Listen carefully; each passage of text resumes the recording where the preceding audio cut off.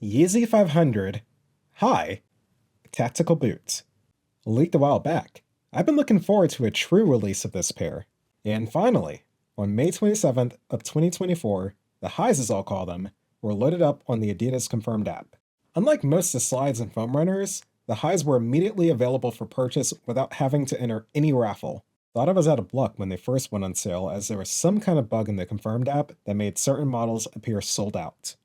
I checked back a few hours later on the Adidas desktop site, wondering if I had stumbled onto some fake Adidas website copycat, as there was, and still is at the time of this recording, a majority of sizes still available for purchase. This is not my first pair of highs. I've owned the black colorway for well over a year now, and I can tell you right now, they are pretty much identical. But if you've ever owned a pair of 500 highs, here's what you should know.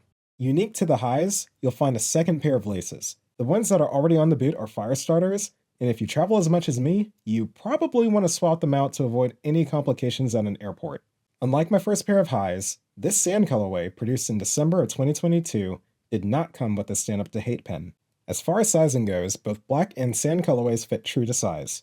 All 500s use a sole technology called adiprene. All you really need to know about it is that it is not as plush as the 350 with Boost, but it is not as stiff as your Vans or Converse for comparison's sake.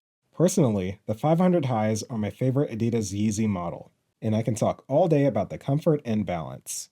But the quality and the construction is top-notch. It's been over a year, and I've had zero quality issues with my first pair. By far, the design is my favorite aspect of the highs.